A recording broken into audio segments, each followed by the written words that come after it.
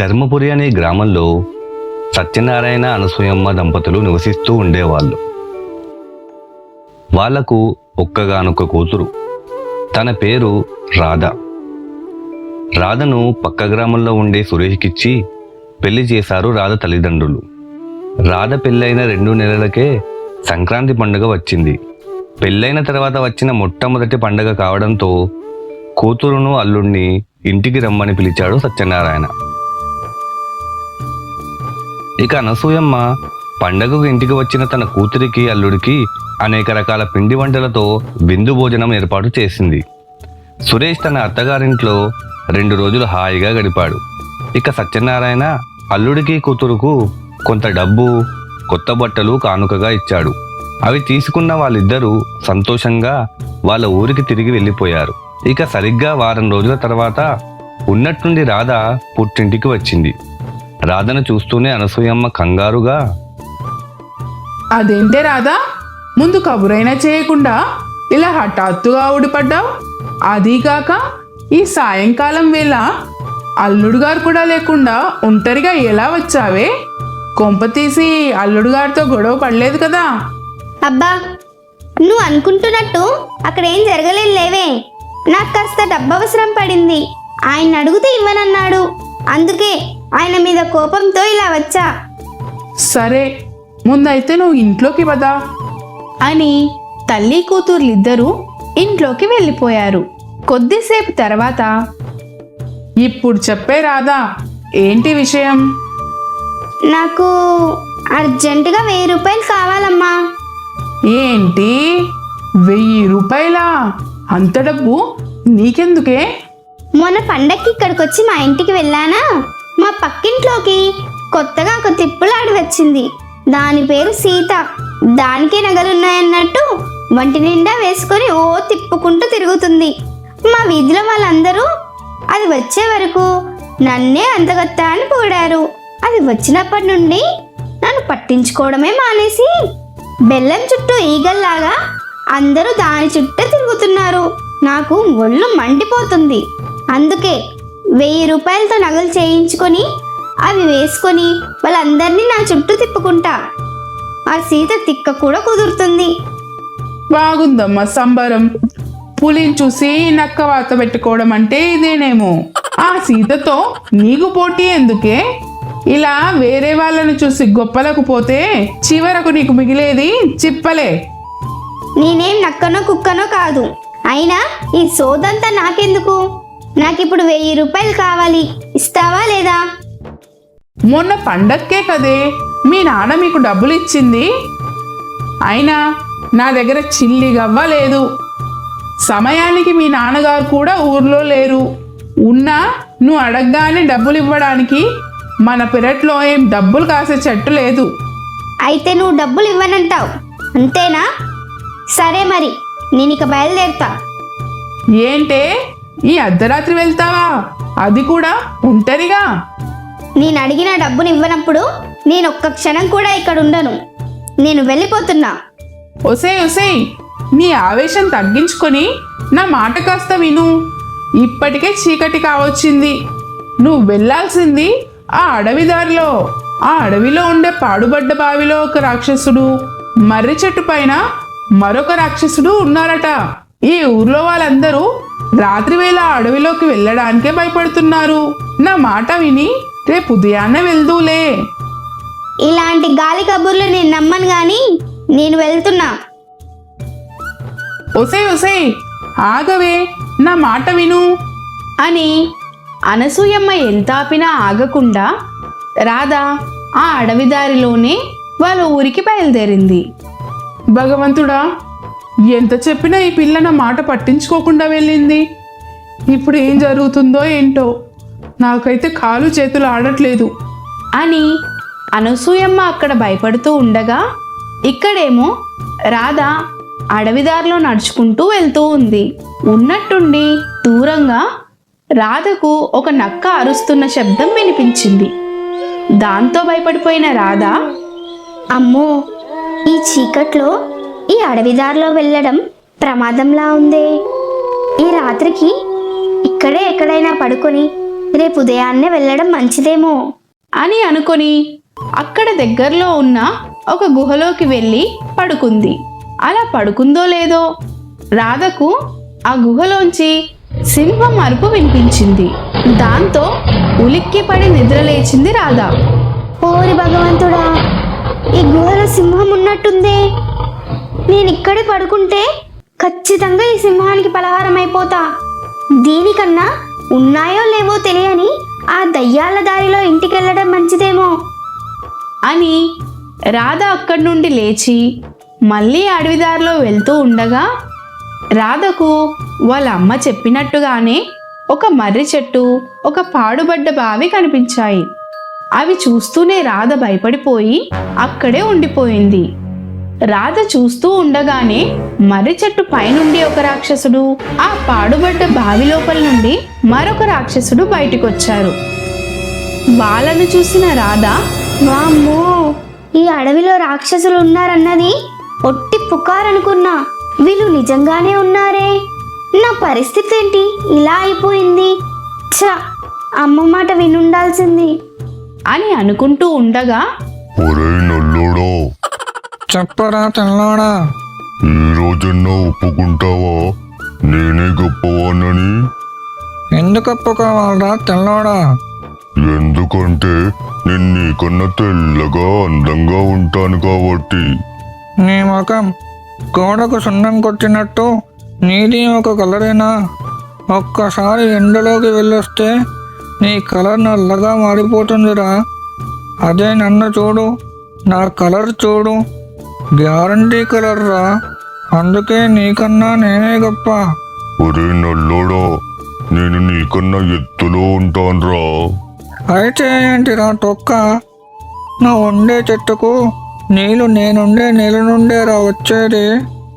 ఈ నీళ్ళే లేకుంటే ఆ చెట్టేది, ఆ చెట్టే లేకుంటే నువ్వెక్కడా? నీ సొల్లు ఆపురా, నీకన్నా నేనే గొప్ప. ఈ విషయం ఎవరిని అడిగినా చెప్తారు. అబ్బా, నీకు అంత నమ్మకం ఉంటే అడిగి చూడరా, నేనే గొప్పవాడి అని చెప్తారు. అని ఆ ఇద్దరు రాక్షసులు వాదించుకుంటూ ఉండగా అమ్మయ్య, ఇదే మంచి సమయం ఇక్కడి నుండి తప్పించుకోవడానికి అని రాధ తిరిగి వెళ్ళిపోదామని అనుకోగానే రాధను గమనించిన తెల్లోడు, ఓయ్ పిల్ల, అక్కడే ఆగు. ఎవరే పిల్ల నువ్వు? మేమున్నామన్న భయం కూడా లేకుండా ఇంత ధైర్యంగా ఈ అడవిలోకి వచ్చావు? అని ఆ రాక్షసుడు పిలవగానే రాధ గుండె గుబేలు మంది. ఓరి దేవుడో, ఈ రాక్షసులు నన్ను గమనించారే. భగవంతుడా, నువ్వే ఎలాగైనా నన్ను ఈ రాక్షసుల నుండి కాపాడయ్యా. అనే తెల్లాడా, ఆ పిల్లను భయపెట్టకురా. ఇందాకే కదరా మన ఇద్దరిలో ఎవరు గొప్ప ఎవరినైనా అడుగుదామన్నావు. అదేగాక గొడవలు పడడంలో, గొడవలు పెట్టడంలో ఆడవాళ్ళను మించిన వాళ్ళు లేరురా. అవునరా, నువ్వు చెప్పింది కరెస్టేరా కర్ర సన్నాసి. మనం బతికున్న రోజుల్లో మగ విలన్లుండేవాళ్ళు. ఇప్పుడు ఈ టీవీ, మీ టీవీ, మా టీవీ అని ఏ టీవీ చూసినా లేడీ విలన్లేరా. అందుకేరా ఎదవ ఆ పిల్లని భయపెట్టద్దు అంటున్నా. సరేరా, నువ్వే అడుగు ఆ పిల్లని. మనిద్దరిలో ఎవరు గొప్ప? సరేరా తెల్లోడా. ఓయ్ అమ్మే, ఇలా రా. అని నల్లోడు పిలవగానే రాధ భయపడుకుంటూనే ఆ రాక్షసుల దగ్గరికి వెళ్ళింది. అమ్మే, నువ్వేం భయపడకు, నిన్ను మేము ఏమీ చెయ్యం. చాలా థ్యాంక్స్ అండి. మరి నేను వెళ్ళిపోనా? వెళ్ళిపోవటంలే గాని మా ఇద్దరిలో ఎవరు గొప్ప చెప్పి వెళ్ళిపో. అని అనడంతో రాధ తన మనసులో, రాక్షసులకు చాలా మాయలుంటాయని విన్నాను. వీళ్ళ దగ్గర నుండి ఎలాగైనా నాకు కావాల్సిన బంగారం సంపాదించాలి అని మనసులో అనుకుంటూ ఉండగా ఓయ్ అమ్మే, ఏమైంది నీకు? అంతలా ఏమి ఆలోచిస్తున్నావు? అదే మీ ఇద్దరిలో ఎవరు గొప్ప ఎలా తెలుసుకోవాలా అని ఆలోచిస్తున్నా. మరి ఏదైనా ఉపాయం తట్టిందా? ఆ తట్టింది. ఇద్దరిలో ఎవరు గొప్పో తెలుసుకోవాలంటే మీకేదైనా పోటీ పెట్టాల్సిందే. చెప్పు, ఏ పోటీకైనా నేను సిద్ధమే. సరే అయితే మీలో ఎవరైతే నాకు ఎక్కువ బంగారు నాణాలు తెచ్చిస్తారో వాళ్ళే గొప్పవాళ్ళు. మరి మీరు ఈ పోటీకి సిద్ధమేనా? ఓష్, ఇదెంత పని, ఇప్పుడే తీసుకొస్తాను. నువ్వు తీసుకొస్తుంటే నేను చూస్తూ కూర్చుంటానారా నల్లోడా? నేను తీసుకొస్తా. అని ఆ ఇద్దరు రాక్షసులు వెళ్ళి చెరొక మూటలో బంగారు నాణాలు తీసుకువచ్చి రాధకిచ్చారు. తన ఉపాయం ఫలించినందుకు రాధ ఆనందపడిపోతూ ఆ రాక్షసులు తెచ్చిన బంగారు నాణాలను లెక్క పెట్టడం ప్రారంభించింది. కాసేపటికి అరెరే, మీ ఇద్దరు సమానంగా బంగారు నాణాలు తెచ్చారే. అవునా, మరిప్పుడు ఎలా? అని తెల్లోడు అనగానే రాధ ఈ రాక్షసుల మాయను వాడుకొని ఆ సీతకు బుద్ధి చెప్పాలి. వీరిద్దరికి ఇంకొక పోటీ పెట్టి ఎవరు గొప్పవాళ్ళో చెబితే వీళ్ళ పీడ విరగడవుతుంది. ఒకే దెబ్బకు 2 పిట్టలు అని తన మనసులో అనుకొని రాక్షసులతో సరే, మీ ఇద్దరికి ఇంకో పోటీ పెడతాను. అవునా, అదేంటో త్వరగా చెప్పు. ఆగండి ఆగండి, చెబుతాను. నేను ఇక్కడి నుండి మా ఇంటికి వెళ్ళేసరికి మీలో ఒకరు మా పక్కింటావిడ నల్ల జుట్టును తెల్లగాను, ఇంకొకరు ఆమె తెల్లటి శరీరాన్ని నల్లగాను మార్చాలి. మీ ఇద్దరిలో ఎవరైతే కరెక్ట్గా చేస్తారో వాళ్ళే గొప్పవాళ్ళు. ఓ, అంతేనా? ఇప్పుడే మీ ఇంటికి వెళ్తాము. అని రాక్షసులిద్దరూ అక్కడి నుండి వెళ్ళగానే రాధ ఆహా, ఏమి నా అదృష్టం! మా అమ్మ నాకు డబ్బులు ఇవ్వకపోవడమే మంచిదైంది. లేకుంటే నాకు ఇంత బంగారం దొరికేదా అని అనుకుంటూ అక్కడి నుండి తన ఇంటికి బయలుదేరింది. ఇక రాధ ఇంటికి వెళ్ళిన ఆ రాక్షసులిద్దరూ ఒరే నల్లోడా, ఇంతకీ ఆ పిల్ల కుడి వైపు ఇంటావిడ అందా లేక ఎడమ వైపు ఇంటావిడ అందా? ఏమోరా తెల్లోడా, నాకైతే పక్కింటావిడ అన్నది మాత్రమే గుర్తుంది. మరిప్పుడు ఎలారా? ఏముందిరా, ఆ అమ్మాయికి మన మాయలు చూపించడమే కదా కావాల్సింది. ఆ పక్కింటావిడికి బదులు ఆ పిల్లనే మనం మారుస్తే పోలే. ఆహా, ఏం ఐడియా చెప్పావురా నల్లోడా. ఇంకెందుకు ఆలస్యం, వీరులు తరచుగా అనే మాట అనేద్దాంరా. ఇక పని మొదలెడదామా?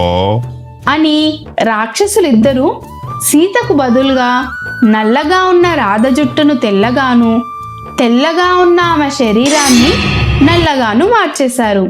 ఇదంతా తెలియని రాధ తన ఇంటికి వచ్చి తలుపు తట్టింది. తలుపు తీస్తూనే రాధ భర్త సురేష్ రాధను చూసి దయ్యం, వామ్మో, చచ్చాన్రో. అయ్యో, ఏమైందండి మీకు? నన్ను చూసి అలా అరుస్తున్నారేంటి? నేనండి మీ రాధను. ఏంటి, నువ్వు రాధవా? నీ ఆకారం చూసుకున్నావా అసలు? నీ నల్లటి వికారమైన శరీరం, నీ తెల్లని జుట్టు, అమ్మో, నువ్వు నిజంగా దయ్యానివే. పో పో, ఇక్కడి నుంచి వెళ్ళిపో అని అరుస్తూ తలుపులు మూసేశాడు. దాంతో అవాక్కైన రాధ తన శరీరాన్ని చూసుకుని ఓ దేవుడో, ఎవర్రా మీరు? ఇంత టాలెంటెడ్గా ఉన్నారు. ఆ సీతను మార్చమంటే నన్ను మార్చారేంట్రా బాబు? మీ దుంపలు తెగ. ఇప్పుడు నేనేం చేసేది?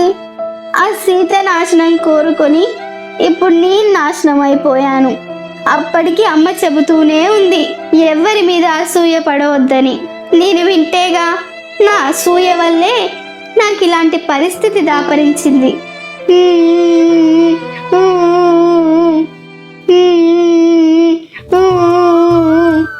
అని గట్టి గట్టిగా ఏడవసాగింది. అలా ఏడుస్తున్న రాధను ఎవరో పిలిచినట్టు అనిపించింది. అమ్మాయి, అమ్మాయి. రాధ కళ్ళు తెరిచి చూసేసరికి ఎదురుగా ఒక పెద్ద మనిషి కనిపించాడు. ఏంటి ఇదంతా కళ? అమ్మ బాబాయ్, బతికిపోయాను. అమ్మాయి, నిన్నే, వినబడుతుందా? ఆ వినబడుతుందండి. ఎవరమ్మా నువ్వు? ఇలా ఈ అడవిలో ఒంటరిగా ఇక్కడ పడుకున్నావేంటి? నేను మా ఊరికి వెళ్తూ ఉండగా చీకటి పడిపోయింది. దాంతో నేను రేపు ఉదయాన్నే వెళ్దామని ఇక్కడ పడుకున్నానండి. ఓ అలాగా, నేనింకా నిన్ను చూసి కంగారు పడిపోయాను. సరే అమ్మాయి, తెల్లారిపోయింది, ఇక నువ్వు ఇంటికి వెళ్ళొచ్చు. అలాగే బయలుదేరుతానండి. అని రాధ అక్కడి నుండి బయలుదేరి తన ఇంటికి చేరుకుంది. ఆ తర్వాత పక్కింటి సీత దగ్గరకు వెళ్ళి, అక్క, నాకు తోబుట్టువులు ఎవరూ లేరు, నేను నిన్ను అక్క అని పిలవచ్చా? రాధ మాటలు విన్న సీత, ఏంటి రాధా, ఈరోజు కొత్తగా మాట్లాడుతున్నావు? నాకు అక్క చెల్లెలు ఎవరూ లేరు, నువ్వే నాకు దేవుడిచ్చిన చెల్లివనుకుంటాను. ఈ రోజు నుండి మనం అక్కా చెల్లెళ్ళం, సరేనా? ఈ సీత గురించి నేను ఎంత తప్పుగా ఆలోచించాను.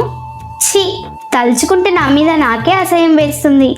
నా కలలో వచ్చిన రాక్షసులిద్దరూ కలలోనే కాదు, నిజంగానే నా కళ్ళు తెరిపించారు. ఆ రోజు నుండి వాళ్ళిద్దరూ అక్కా చెల్లెల్లాగా ఒకరికొకరు సహాయం చేసుకుంటూ హాయిగా సంతోషంగా జీవించసాగారు. ఈ కథ మీకు నచ్చినట్లయితే లైక్ చేయండి, షేర్ చేయండి. ఇలాంటి మంచి మంచి కథలు ఇంకా చూడటానికి మా ఛానల్ని సబ్స్క్రైబ్ చేసుకోండి. మేము కథలు పెట్టగానే మీకు నోటిఫికేషన్ రావడం కోసం పక్కనే ఉన్న గంటను కొట్టండి. Thank you. Bye bye.